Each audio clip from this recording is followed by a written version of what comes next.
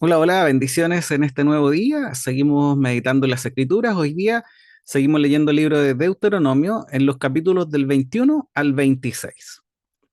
Y al comenzar nuestra lectura el día de hoy, nosotros debemos recordar que estamos frente a un pueblo que, lejos de ser un pueblo justo y recto, es un pueblo de dura cerviz, donde aún no ha sido impuesta la ley sobre sus corazones.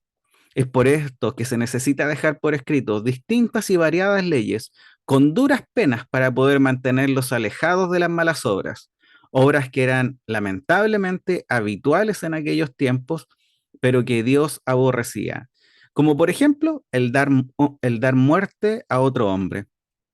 En el capítulo 21, hoy día cuando leamos, vamos a ver que comienza con un ritual que era necesario ejecutar en caso de que se produzca un asesinato y no se encuentre el culpable.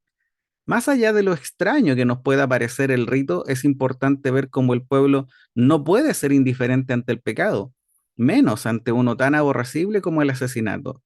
El pueblo debe primero buscar al culpable, pero de no hallarse, se debe ejecutar este rito. Las leyes muchas veces nos podrían parecer confusas o extrañas, pero debemos intentar ver los principios implícitos detrás de estas. Por ejemplo, en este caso, vemos que dentro de este rito los ancianos debían elevar una oración al Padre Celestial, rogando que perdonara al pueblo a causa de este asesinato. Matthew Henry dice al respecto, debemos vaciar con nuestras oraciones en la medida que otros llenan con sus pecados. Un buen punto para meditar es esta necesidad de orar al Padre por el pecado de otros. Hoy día podríamos orar por nuestro país y la abundancia que tenemos de pecado. Que Dios tenga misericordia. Debemos orar para que el Señor cambie nuestros corazones y que así nosotros podamos ser influencia en medio de este mundo, que realmente seamos luz y sal en medio de una vida de un país o una vida que está tan llena de pecado, que nosotros podamos abandonar nuestro propio pecado, volvernos a los caminos de santidad y rectitud y que el Señor use nuestras vidas para su gloria y que otros puedan ser alcanzados por el bendito Evangelio. Son son muchas y variadas las leyes que vamos a ver el día de hoy. Difícilmente vamos a poder comentarlas todas, pero sí es bueno insistir en cómo muchas de ellas tienen un objetivo, y este es proteger al hombre del hombre, es decir, evitar acciones que dañan al prójimo ante el temor de recibir un castigo que en muchos casos era la pena de muerte. Otra ley que puede llamar nuestra atención en este capítulo 21 es sobre el hijo terco y rebelde hacia sus padres, el cual debería ser entregado a los ancianos de la ciudad y estos debían buscar ejecutar la pena de muerte. Nuevamente, podemos o debemos ver los principios detrás de esta ley. Lo primero es cuán importante es para Dios el respeto a los padres y qué lamentable ver cómo en nuestros tiempos se está perdiendo ese respeto. Si las nuevas generaciones pudieran ver esta importancia del respeto a los padres y lo importante que es para Dios, quizás muchas cosas serían diferentes.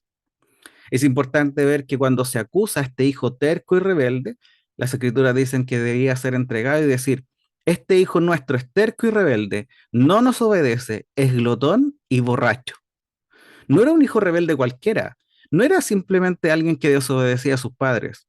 Esto era mucho más profundo. Era una persona borracha, la cual difícilmente entraría en razón.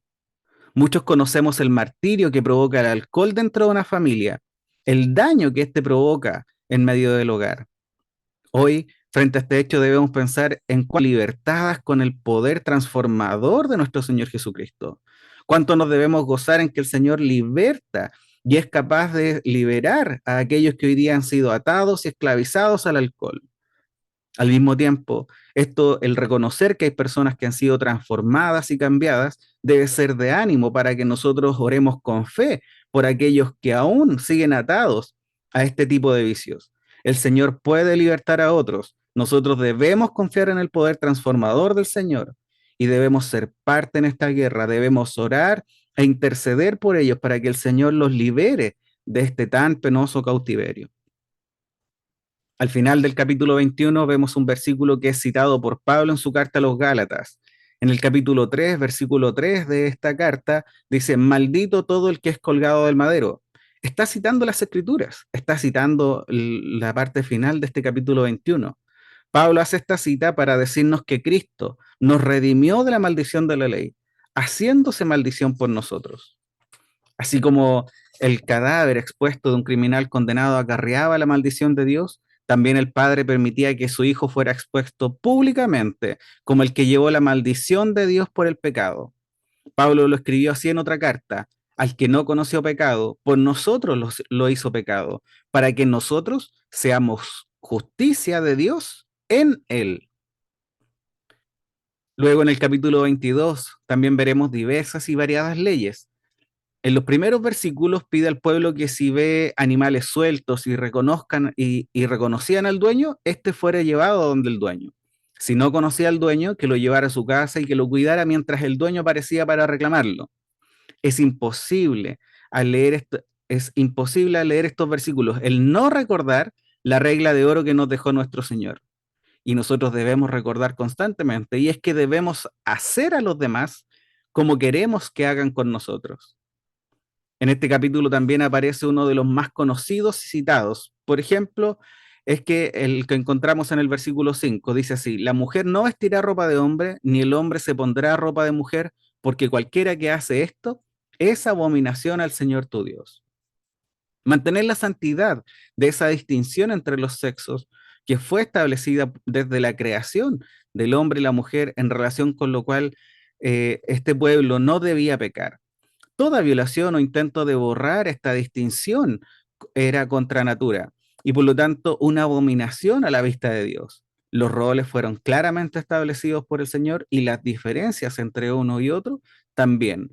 Todo esto desde la creación.